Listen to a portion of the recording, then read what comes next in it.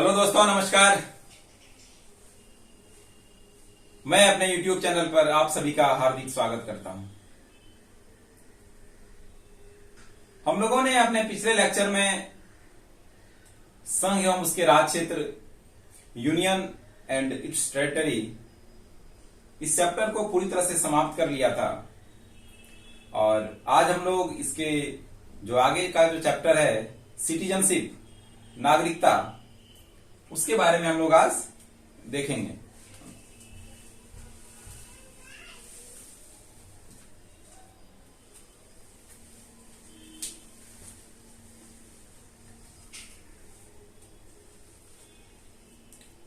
तो सिटीजनशिप, नागरिकता,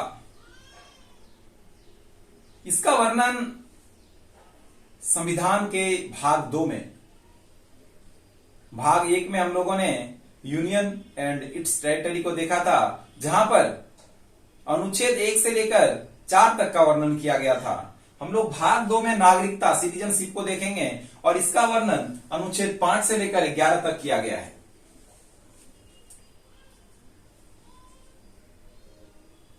और जितने 5 से लेकर 11 तक सारे आर्टिकल को हम लोग 1 बाय 1 देखेंगे। तो नागरिकता से संबंधित कुछ फैक्ट देखिए। जो नागरिकता, सिटीजनशिप है, यह किस देश के संविधान से लिया गया था? तो यह ब्रिटेन के संविधान से लिया गया था। किस देश के संविधान से? ब्रिटेन के संविधान से लिया गया सिटीजनशिप, नागरिकता को। अब भारत में किस प्रकार की नागरिकता है? तो हम सभी जानते हैं कि भारत में एकल नागरिकता है, एक हरी नागरिकता है। हम यहां पर सिर्फ और सिर्फ हमारे पास भारत का नागरिकता है। हम सभी भारतीय हैं, ना कि हमारे पास अलग अलग स्टेट का नागरिकता। जैसे हम कोई राजस्थान का, कोई गुजरात का, तो कोई बिहार का, इस प्रकार का कोई भी नागरिकता हमारे पास नहीं है। हमारे पास सिर्फ और सिर्फ एक नागरिकता है, वह भारत का नागरिकता, और हम सभी भारतीय हैं। जो नागरिकता है, यह किस मंत्रालय के अंतर्गत आता है? तो होम मिनिस्ट्री के अंतर्गत आता है। किसके अंतर्गत? होम मिनिस्ट्री के अंतर्गत आता है।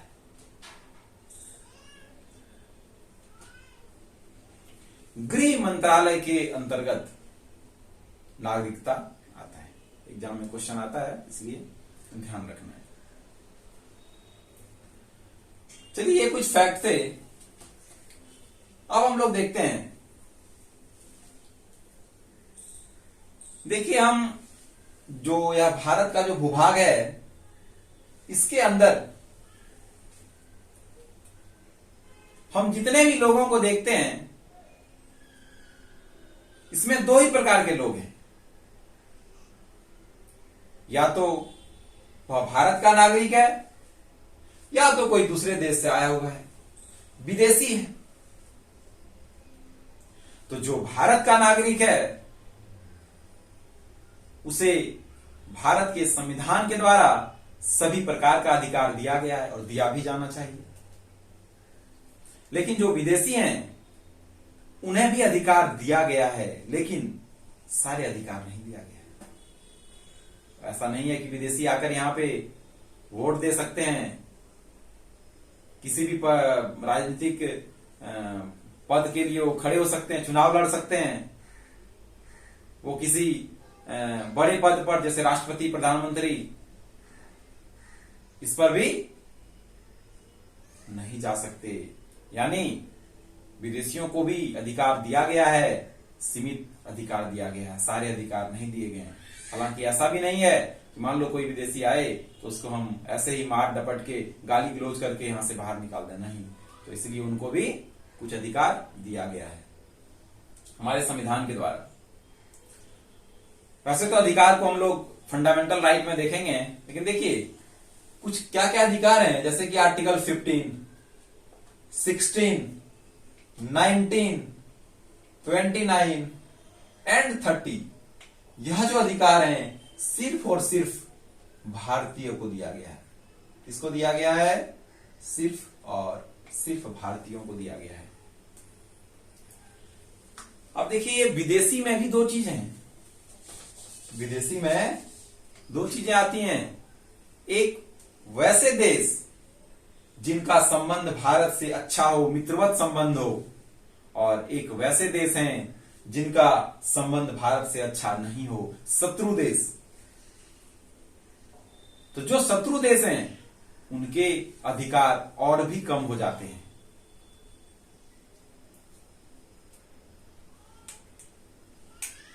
ठीक है, तो देखिए हम लोग जो सिटीजनशिप है आर्टिकल 5 to 11 तक जो वर्णन किया गया है, तो इसको हम लोग 1 by 1 सारे आर्टिकल को देखेंगे। ये जितने भी आर्टिकल संविधान में जो दिए गए हैं ना, यह जो व्यवस्था थी अस्थायी तौर पर था। इसका कोई विस्तृत उपबंध नहीं है। यह केवल उस समय यानी 26 जनवरी 1950 के समय कैसे लोगों को भारत की नागरिकता मिली, सिर्फ उसके बारे में बताया गया है। इसमें जो सबसे इंपॉर्टेंट है वो आर्टिकल 11, इसमें कहा गया है संसद इस पर कानून बना सकती है। संसद को कानून बनाने का अधिकार है, नागरिकता संबंधी कानून, और यह सबसे इंपॉर्टेंट आर्टिकल है। और इसी से जो अधिकार मिला संसद को कानून बनाने का अधिकार, तो इसके बाद 1955 में नागरिकता अधिनियम आता है 1955 ईस्वी में, और समय समय पर इसमें कई संशोधन हुए। 1986, 1992, 2003, 2005, 2015, तो सारे हम लोग जितने भी संशोधन हुए जो नागरिकता अधिनियम था उसको भी देखेंगे। फिलहाल उससे पहले हम लोग सारे आर्टिकल को देख लें। देखिए, सबसे पहला आर्टिकल क्या है? संविधान के प्रारंभ में नागरिकता। संविधान 26 जनवरी 1950 ईस्वी को संविधान बनकर तैयार हो गया। तो उसमें कैसे लोगों को भारत की नागरिकता मिली? तो यहां पर 3 प्रकार के लोगों का वर्णन किया गया। 3 प्रकार से नागरिकता मिलती है। सबसे पहला तो जन्म के आधार पर, कि जिनका जन्म संविधान के लागू होने से पूर्व भारत में होता है तो उन्हें भारत का नागरिकता मिल जाता है। दूसरा, वैसे बच्चे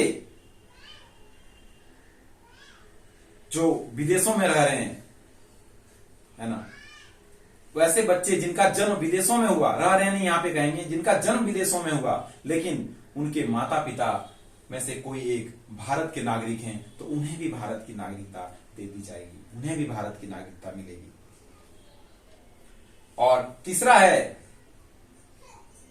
कि संविधान लागू होने के 5 वर्ष पूर्व से अगर कोई भारत में रह रहा है तो उन्हें भी भारत की नागरिकता मिलेगी। तो क्या क्या है मेनली इसमें याद रखना है? जन्म से, दूसरा बाहर में कोई रह रहा है तो उसके माता या पिता में से कोई एक भारत की नागरिकता होनी चाहिए, माता पिता में से कोई एक भारत की नागरिकता होनी चाहिए। और तीसरा है 5 वर्ष, संविधान लागू होने से 5 वर्ष पूर्व से अगर कोई भारत में रह रहा है तो उसे भी नागरिकता मिल जाएगी, नागरिकता दे दी जाएगी भारत की। ठीक है, तो यह आर्टिकल अनुच्छेद 5 में कहता है। अगला आर्टिकल 6 अनुच्छेद 6, इसमें क्या कहता है? देखिए, 15 अगस्त 1947 ईस्वी को भारत और पाकिस्तान 2 अलग अलग राष्ट्र के रूप में निर्माण हो गया। तो स्टार्टिंग में तो कुछ लोग थे चले गए पाकिस्तान, उधर रहने लगे, लेकिन उनको कुछ समय बाद ऐसा एहसास हुआ कि नहीं, मुझे यहां सही नहीं है, मुझे भारत जाना है ना। तो आर्टिकल 6 में यही कहता है कि जो पाकिस्तान से इंडिया में आते हैं, उन्हें किस प्रकार से भारत का नागरिकता दिया जाता है।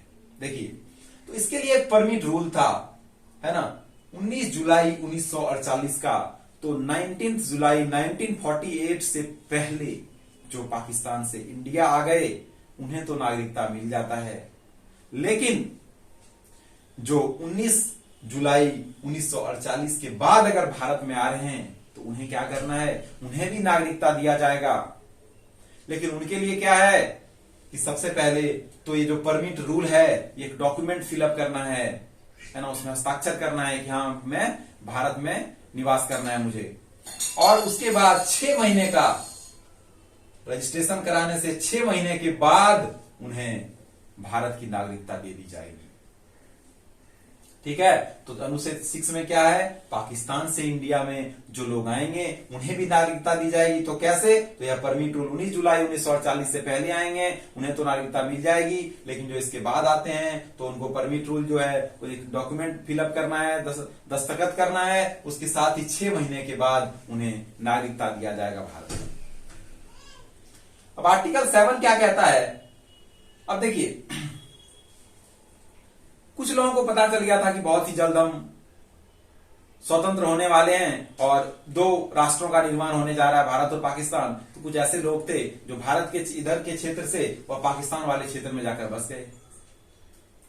लेकिन वही है, फिर उन्हें लगा कि नहीं मुझे भारत के क्षेत्र में ही रहना है। तो हमारे यहाँ तो ऑलवेज वेलकम है, वसुधैव कुटुंबकम की नीति चलती आ रही है हमारे यहाँ, तो उन्हें भी स्वीकार किया गया। ठीक है भाई, आ जाओ हमारे देश में, हम तुम्हें भी नागरिकता दे देंगे। इनके लिए क्या था कि जो इंडिया से पाकिस्तान आते हैं यानी 1 मार्च 1947 से पहले, 1 मार्च 1947 से पहले जो इंडिया से पाकिस्तान चले गए थे, अब वह पुनः भारत में आते हैं तो उन्हें भी नागरिकता दे दी जाती है, उन्हें भी नागरिकता दे दी जाती है। सेम रूल है, कैसे, तो फिर रजिस्ट्रेशन कराने के 6 माह के बाद, 6 माह के बाद उन्हें भी भारत का नागरिकता मिल जाता है। आप देख रहे हैं ना कि ये जो जितने भी सारे आर्टिकल हम देख रहे हैं, इसका वर्तमान स्थिति से कोई रिलेशन नहीं है, इसका सिर्फ और सिर्फ उस समय जिसको नागरिकता देना था उससे संबंधित है, कैसे नागरिकता मिला लोगों को उस समय। अगला फिर से आर्टिकल 8 अनुच्छेद 8 में क्या कहता है कि वैसे बच्चे जिनका जन्म भारत के बाहर हुआ है या जो भारत के बाहर रह रहे हैं उनको कैसे नागरिकता मिलेगा, तो जिनका जन्म भारत के बाहर हुआ है, जो भारत के बाहर रह रहे हैं लेकिन उनके माता या पिता में से कोई एक भारत का नागरिक हैं तो उन्हें नागरिकता भारत का दे दिया जाएगा। पता है क्यों, क्योंकि देखिए उस समय क्या था कि भारत के बहुत सारे लोग विदेशों से भी आंदोलन कर रहे थे, है ना, जैसे सैन फ्रांसिस्को में लाला हरदयाल, है ना, बहुत सारे ऐसे लोग थे कि भारत के बाहर भी आंदोलन कर रहे थे। तो भाई वो तो हैं भारतीय, अब उनके बच्चे को कैसे नागरिकता दिया जाए, तो उनके आधार पर नागरिकता मिलेगा। अगर उनके माता पिता में से कोई अगर भारतीय हैं तो उन्हें नागरिकता दे दिया जाएगा। ठीक है, अगर उनके माता पिता भारतीय हैं तो उन्हें नागरिकता दे दिया जाएगा। तो यह आर्टिकल 8 में था, यह भी उस समय का ही प्रबंध था, है ना, अभी से इसका वर्तमान स्थिति से कोई लेना देना नहीं है। अब आते हैं इसके बाद ये जो आर्टिकल 9, 10 और 11 है ना, ये इंपॉर्टेंट है, ये वर्तमान स्थिति के लिए भी यह इंपॉर्टेंट है। देखिए क्या है आर्टिकल 9 क्या कहता है, दूसरे से अपना समाप्त, मतलब अगर आप किसी दूसरे देश की नागरिकता ले लेते हैं तो आप भारत की नागरिकता समाप्त कर दी जाएगी। अगर आप किसी दूसरे देश की नागरिकता लेते हैं तो भारत की नागरिकता को समाप्त कर दिया जाएगा, यह आर्टिकल 9 में कहता है। और यह बहुत इंपॉर्टेंट है, इससे संबंधित एग्जाम में क्वेश्चन भी आते हैं कि भारत की नागरिकता किस प्रकार से समाप्त हो जाएगी। उसमें से एक ऑप्शन रहता है कि अगर दूसरे देश की नागरिकता लेने से, है ना, तो यह आर्टिकल में है कि दूसरे देश की नागरिकता लेने के बाद भारत की नागरिकता समाप्त कर दी जाएगी। अगला आर्टिकल है आर्टिकल 10 अनुच्छेद 10, नागरिकता का बना रहना। नागरिकता तब तक बना रहेगा जब तक आप अन्यथा कोई ऐसे कार्य ना करें। अन्यथा कार्य का मतलब क्या है जैसे अब पाकिस्तान से युद्ध चल रहा है, अब कोई यहाँ पाकिस्तान जिंदाबाद का नारा लगा रहा है ना, तो इस प्रकार से कोई अन्यथा कार्य आप ना करें, तब तक आपकी नागरिकता बनी रहेगी। अगला क्या कहता है अनुच्छेद 11, जो सबसे इंपॉर्टेंट है, संसद कानून बनाएगी। संविधान के द्वारा यह अधिकार दिया गया संसद को कि नागरिकता संबंधी कानून संसद को बनाने का अधिकार है। संसद इससे संबंधित कानून बना सकती है। और इसके बाद ही हम देखेंगे क्या कि 1955 में 1955 ईस्वी में क्या आता है, नागरिकता अधिनियम।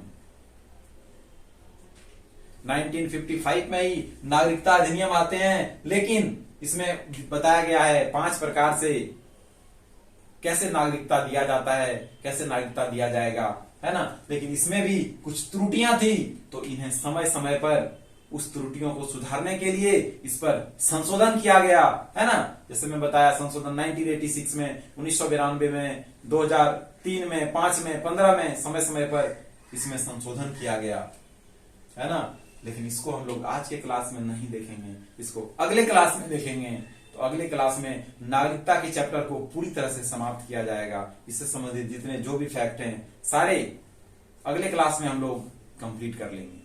तो हम लोग आज के लिए बस इतना ही रखते हैं, बस ये दिमाग में रखना है ये सारा आर्टिकल। लेकिन ये जो आर्टिकल 6, 7, 8 ये एग्जाम में नहीं पूछे जाते हैं, ज्यादातर इंपॉर्टेंट 9, 10, 11 है ना, और इससे जो संबंधित कुछ फैक्ट है वह इंपॉर्टेंट है, उसे हमें याद रखना है। ओके, आज के लिए इतना ही। Thank you so much.